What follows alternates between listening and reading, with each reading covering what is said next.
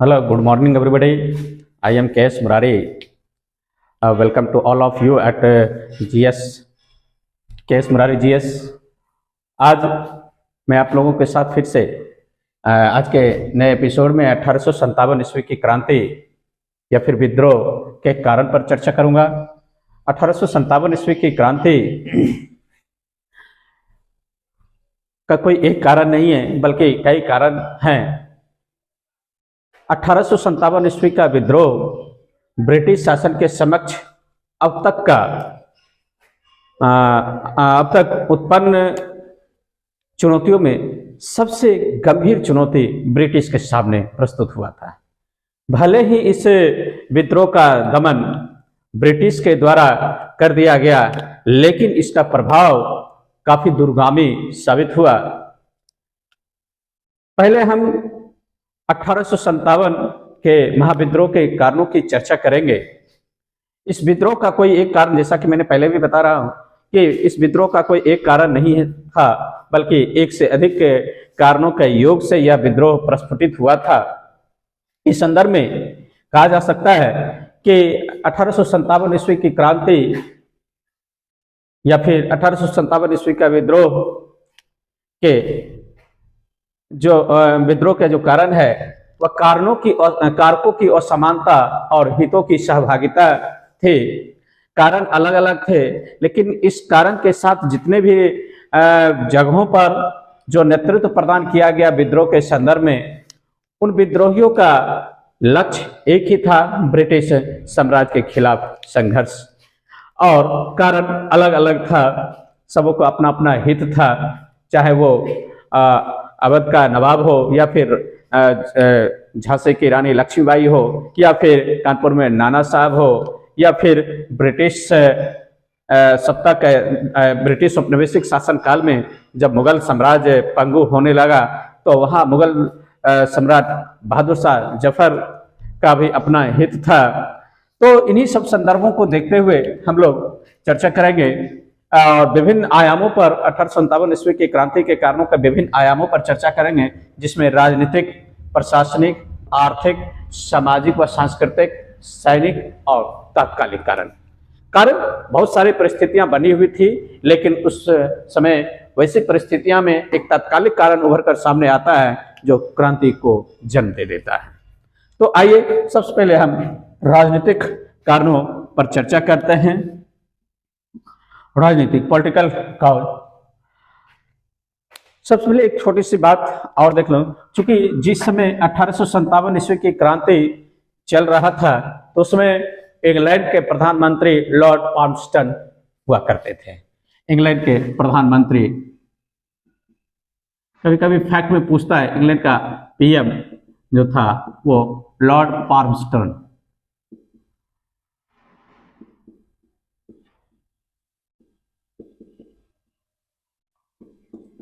और भारत में जो ब्रिटिश गवर्नर जनरल था वह था Lord Canning. British governor general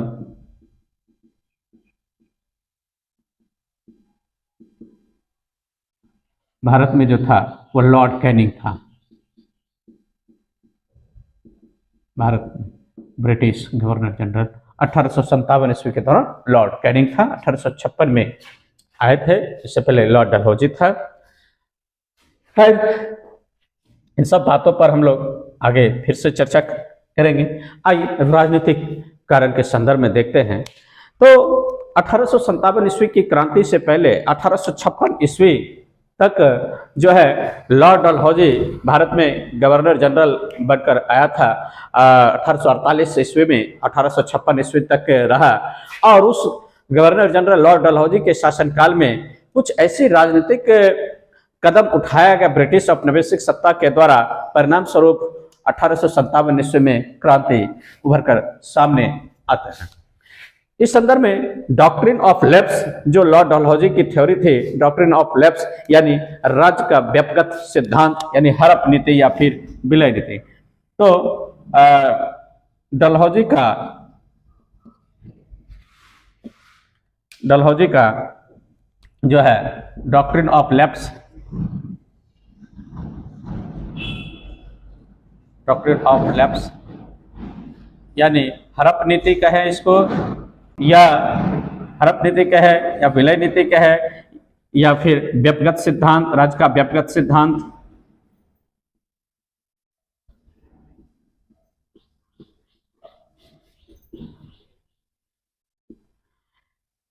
Dalhousie का राज्य का व्यक्तिगत सिद्धांत इस संदर्भ में काफी महत्वपूर्ण रहा।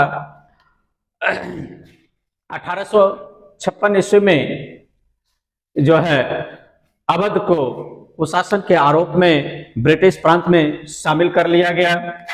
डलहौजी ने 1856 ईस्वी में अवध को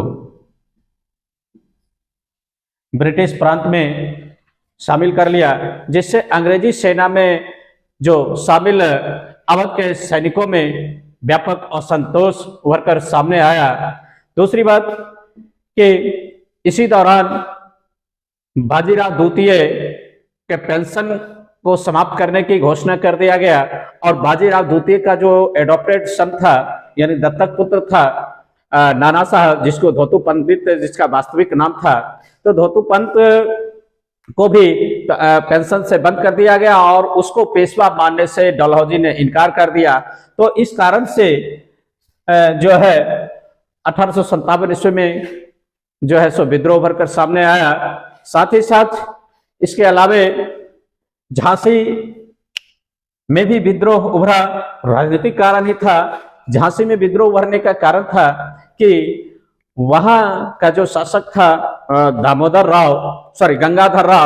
राव की मृत्यु के बाद उसकी पत्नी रानी लक्ष्मीबाई अपने जो दत्तक पुत्र था दामोदर राव, उसको वो उत्तराधिकार घोषित करना चाहती थी, लेकिन ब्रिटिश यानी डलहौजी उसे मानने से इनकार कर दिया था। वैसी स्थिति में झांसी में भी विद्रोह उभर कर सामने आया, और इन सारे कारणों ने, इन सारे राजनीतिक कार्यों जो ब्रिटिश साम्राज्य के, ब्रिटिश औपनिवेशिक सत्ता के द्वारा प्रारंभ किया गया था, जिस कारण से जो है 1857 ईस्वी में विद्रोह उभर कर सामने आ गया। तो ये राजनीतिक कारणों में हम लोग देख लिए कि डलहौजी के द्वारा किया गया कार्य जो है सो विद्रोह के प्रति असंतोष पनपाया, ब्रिटिश के प्रति असंतोष उभार कर सामने, जिसमें डॉक्ट्रिन ऑफ लैप्स, अवध का विलय, ब्रिटिश प्रांत में रानी लक्ष्मीबाई का जो पुत्र था दामोदर राव, उसको उत्तराधिकार नहीं मानना ब्रिटिश के द्वारा, या फिर अवध का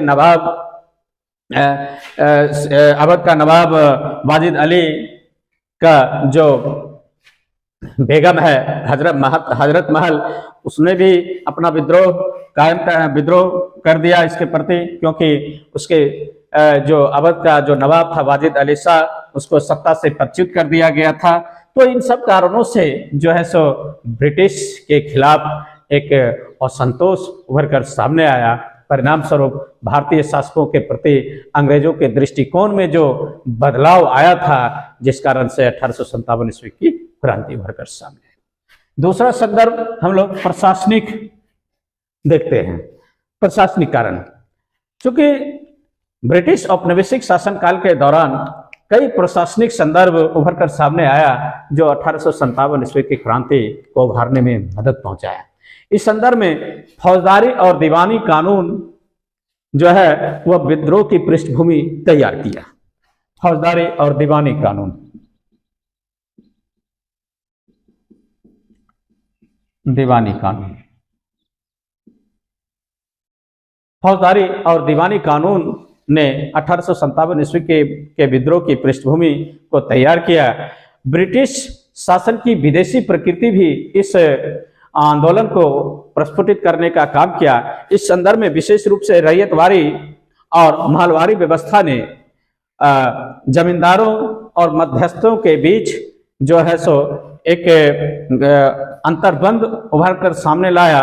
इस संदर्भ में इनाम कमीशन आया था, और इनाम कमीशन की सिफारिशों के आधार पर लगभग 20,000 जागीर को जो है सो ब्रिटिश अपने में हस्तगत कर लेता है। परिणाम स्वरूप अवध का जितने भी तालुकेदार थे या फिर भूमि के जो मालिक थे वो अपने आप को असंतोष असहज महसूस कर रहा था और अंतोगत्वा उन लोगों ने भी विद्रोह कर दिया गया था। यहाँ तक कि ये प्रशासनिक कानून जो है, प्रशासन के तहत जो लाया गया कानून था, उस कारण विद्रोह हो गया। चलिए आर्थिक कारण की बात करते हैं और आर्थिक कारण में देखते हैं कि ब्रिटिश की एग्जिम पॉलिसी यानी ब्रिटिश की आयात निर्यात नीति, आयात निर्यात नीति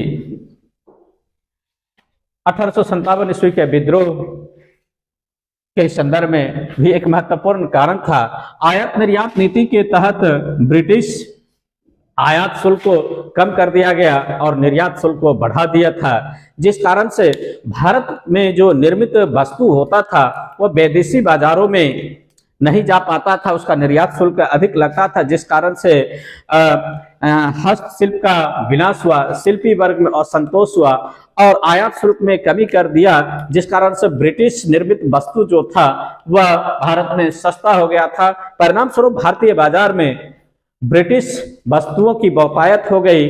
अंतोगत्वा भारतीय शिल्प वर्ग असंतोष महसूस करने लगा, क्योंकि उसका बाजार में, भारतीय बाजार में भी नहीं वस्तु बिक रहा था और अंतर्राष्ट्रीय बाजार में भी वस्तु नहीं बिक रहा था। जैसे कि सूती वस्त्र यहीं से कच्चा माल सूती यानी कॉटन लेके जाता था, लेकिन वस्त्र निर्मित होकर मेड इन लंदन का मोहर लगा के भारत आता था और कम शुल्क में यहाँ उपलब्ध हो जाता था, जिस कारण से यहाँ जो है सो यहाँ के बाजार में सूती वस्त्र काफी मेड इन लंदन जो था वो यहाँ बिकने लगा। परिणाम स्वरूप भारतीय बाजार पर भी ब्रिटिश वस्तुओं का आधिपत्य हो गया और यहाँ का स्थानीय शिल्पी वर्ग में असंतोष उभर कर सामने।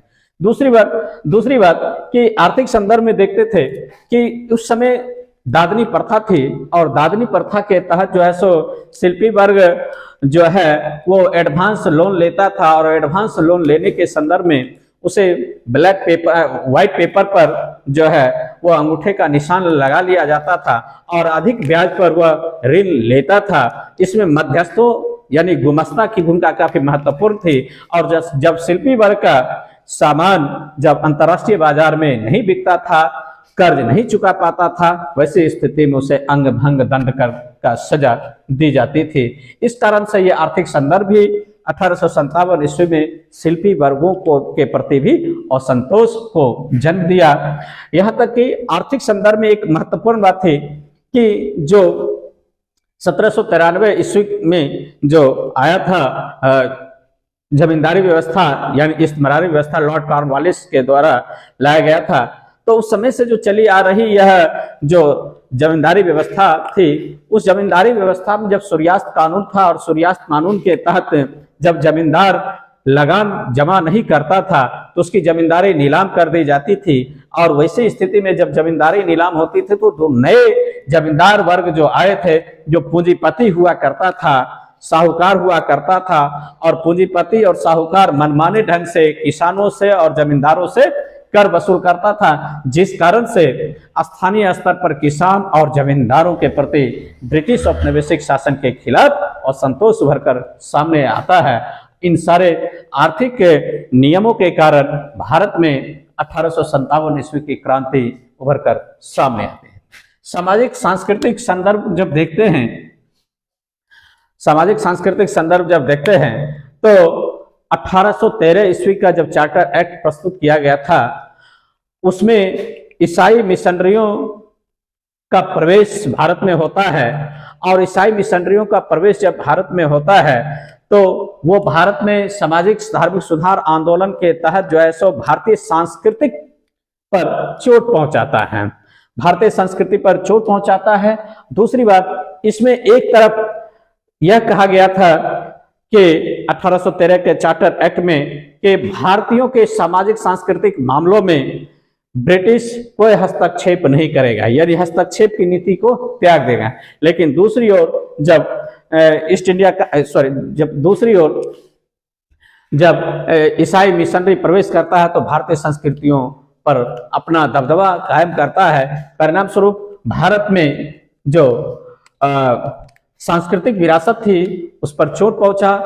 इस संदर्भ में एक और महत्वपूर्ण कारण था कि भारतीय लोगों में जो सांस्कृतिक आचार विचार था उस पर भी चोट पहुंचा। जैसे कि भारतीय सैनिकों को तिलक लगाने पर पाबंदी लगा दिया गया था, जो उसके धार्मिक सहिष्णुता पर प्रभाव पड़ता था। तिलक लगा के कोई सेना में नहीं भर्ती हो सकता था। इस कारण से सामाजिक धार्मिक सुधार के नाम पर भी जो है सो भारत में असंतोष उभर कर सामने आया। सैनिक कारण की जब बात करते हैं तो ब्रिटिश सैनिक कानून में नस्लवाद काफी जोरों पर था। भारतीय सैनिकों को ब्रिटिश सैनिकों की तुलना में कम वेतन दिया जाता था। यहां तक कि पदोन्नति में भी उनके साथ यानी भारतीय सैनिकों के साथ भेदभाव किया जाता था। इसके अतिरिक्त अंग्रेज सैनिक और अधिकारी उसके साथ दुर्व्यवहार करते थे। लॉर्ड कैनिंग के समय में 1856 ईस्वी में सामान्य सेना भर्ती अधिनियम पारित कर सैनिकों के लिए जरूरत पड़ने पर समुद्र पार जाना अनिवार्य कर दिया गया था। और जब समुद्र पार जाने के लिए विवश हो जाता था तो वैसे सैनिकों को भारतीय सांस्कृतिक बनावट में जाति से बहिष्कृत कर दिया जाता था जिस कारण से सामाजिक सांस्कृतिक के साथ साथ सैनिक असंतोष उभर कर सामने आया। इन सब कारणों से भारतीय सैनिकों में भी विद्रोह हुआ और भारतीय सैनिक जो था वो वर्दी वाला किसान था। वर्दी वाला किसान था। वर्दी वाला किसान, भारतीय सैनिक वर्दी वाला किसान था, क्योंकि आर्थिक संदर्भों में जितने भी किसान प्रभावित हुए थे सारे किसान परिवार से ही सैनिक में शामिल होता था। और वैसे स्थिति में चाहे वह टैक्स बढ़ा दिया जाए, यदि राजस्व किसानों के परिवार में राजस्व बढ़ा दिया जाए तो वैसे स्थिति में किसान प्रभावित होता था। तो किसान परिवार से ही सेना में सैनिक होते थे, इसलिए किसान प्रभावित होता था और वो सारे किसान सैन्य में ब्रिटिश सेना में शामिल होता था। चूंकि भारत के उत्तरी क्षेत्र में भौगोलिक आधार पर देखते हैं तो मैदानी क्षेत्र जो भारत का उत्तरी क्षेत्र है वह मैदानी क्षेत्र है और यहाँ अधिकतर किसान है, मैदानी भूमि है और मैदानी भूमि में कृषि सरप्लस है, किसान है, जमींदार है और उन सारे किसानों पर रैयतवारी इस्तेमारी व्यवस्था यानी जमींदारी व्यवस्था के तहत जो है सो किसानों पर कर आरोपित कर दिया जाता था, जबरदस्ती कर आरोपित कर दिया जाता था, जिससे किसान प्रभावित होता था। तो किसान प्रभावित होता था तो ब्रिटिश सेना में शामिल सैनिक भी प्रभावित होता था। इसलिए कहा जाता है कि सैनिक जो विद्रोह किया था वो मूलतः वर्दी वाला सैनिक था, जिसका परिवार सैनिक था, प्रभावित होता था और सैनिक के प्रति भी सैनिक भी जो है ब्रिटिश औपनिवेशिक सत्ता के खिलाफ अपना असंतोष जाहिर किया। अवध का विलय जो हुआ था, इसी संदर्भ में हम देखते हैं कि अवध का जो विलय हुआ था, अवध का जो विलय 1856 ईस्वी में हुआ था, तो अवध प्रांत से ही अधिकतर सैनिक बंगाल प्रांत में लगभग 2/3 सैनिक अवध और उत्तर पश्चिम उत्तर प्रदेश से आते थे, जो तालुकदारों या फिर जमींदार परिवारों से संबंध था। और ऐसी स्थिति में ब्रिटिश के खिलाफ असंतोष रखना स्वाभाविक था। इन सब कारणों के अलावे जो तत्कालिक कारण था वह तत्कालिक कारण था कि चर्बी वाला कारतूस, चर्बी वाला कारतूस,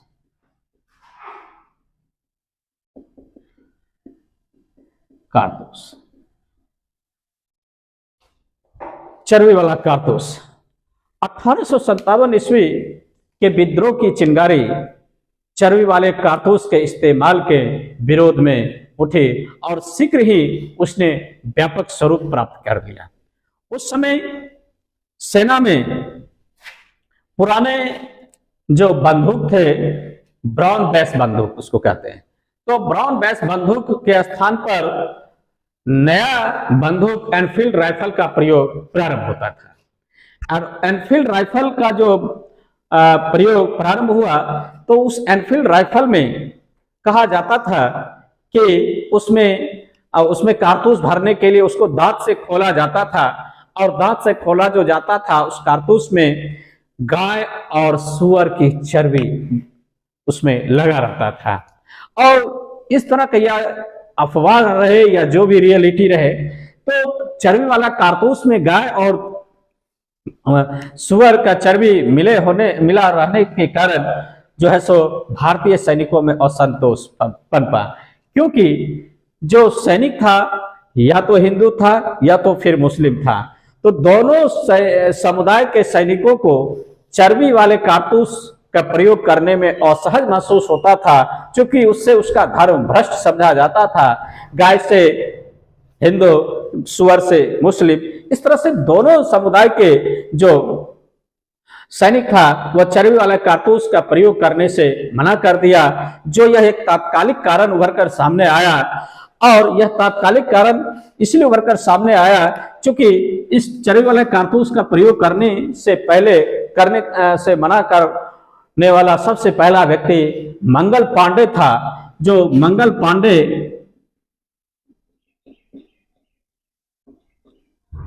पांडे ये 34वीं बटालियन बैरकपुर छावनी में सैनिक के रूप में कार्य करते थे। 34वीं बटालियन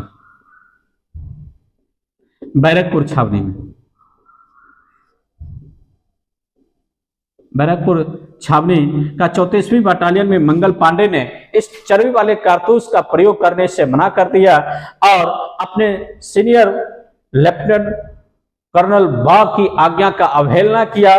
परिणाम स्वरूप दोनों में विद्रोह हुआ और मंगल पांडे ने बा की हत्या कर दी, यहां तक कि ह्यूरेसन पर भी गोली चला दी। तो विद्रोह की शुरुआत जो है मंगल पांडे ने कर दिया, जो चर्बी वाले कारतूस के संदर्भ में था।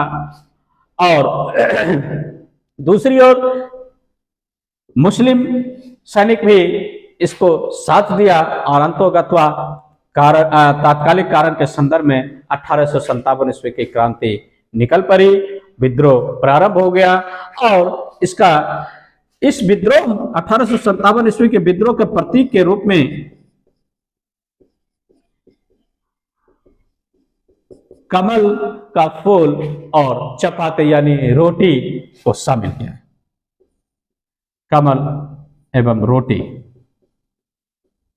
ब्रेड एंड लोटस प्रतीक के रूप में हर सैनिक या फिर किसान या फिर शिल्पी वर्ग एक दूसरे को सिंबॉलिक रूप से जो है कमल का फूल और रोटी पहुंचा देता था, तो समझ जाता था कि यह विद्रोह का प्रतीक है और वो लोग विद्रोह करने के लिए उठ खड़ा होता था। तो प्रतीक के रूप में कमल और रोटी पहुंचाया जाता था 1857 ईस्वी के क्रांति के संदर्भ में। इसी संदर्भ में 1857 में ही अवध रेजिमेंट से सैनिकों का एक जत्था विद्रोह करते हुए दिल्ली की ओर कूच कर जाता है, और दिल्ली की ओर कूच कर जाने के बाद 10 मई को कूच करता है और 11 मई को बख्त खान के नेतृत्व में दिल्ली पहुंचकर अवध रेजिमेंट के जो सैनिक है वह बहादुर शाह जफर को अपना नेता बना लेता है और विद्रोह का नेतृत्व करने की गुजारिश करता है, और बहादुर शाह जफर भी विद्रोह का नेतृत्व स्वीकार करता है। इस तरह से 1857 ईस्वी की क्रांति के कारण कोई एक नहीं थे, बल्कि कई कारण थे, जिसमें राजनीतिक कारण, प्रशासनिक कारण, आर्थिक कारण, सांस्कृतिक कारण, सैनिक कारण और तात्कालिक कारण। और तात्कालिक कारण में चर्बी वाला कारतूस की भूमिका काफी महत्वपूर्ण रही, जिसका सैनिकों ने विद्रोह किया। उसमें एनफील्ड राइफल में जो है सो कहा जाता था कि गाय का और सुअर का चर्बी लगा रहता था, जिस कारण से दोनों समुदाय के सैनिकों को धर्म भ्रष्ट समझा जाता था। वैसी स्थिति में यह सैनिक विद्रोह प्रारंभ हो गया था। तो इस तरह से, और यह जो है सो सामाजिक सांस्कृतिक पर जो है सो कुठाराघात था चर्बी वाला कारतूस, सांस्कृतिक कारणों में भी हम लोग चर्चा कर लिए थे कि लोगों को समुद्र पार, सैनिकों को समुद्र पार युद्ध करने के लिए जाने के लिए विवश कर दिया था। और समुद्र पार करना भारतीय समाज में जो है सो पाप समझा जाता था, यानी कि पानी को लांघना भारतीय संस्कृति और सामाजिक स्थिति में पाप समझा जाता था। इसलिए वैसी स्थिति में सैनिक विद्रोह कर दिया था। इन सारे संदर्भों में 1857 ईस्वी की क्रांति को हम लोग देखते हैं, कारण देखे हैं। कोई एक कारण नहीं बल्कि कई कारण है। कई कारणों के बाद जो तात्कालिक कारण उभर कर सामने आया वह चर्बी वाला कारतूस था। तो आज का यह वीडियो आप लोगों को कैसा लगा, इस पर आप कमेंट करते हुए, आज के इस वीडियो को लाइक करते हुए इस चैनल को अधिक से अधिक शेयर कर सब्सक्राइब करें। धन्यवाद।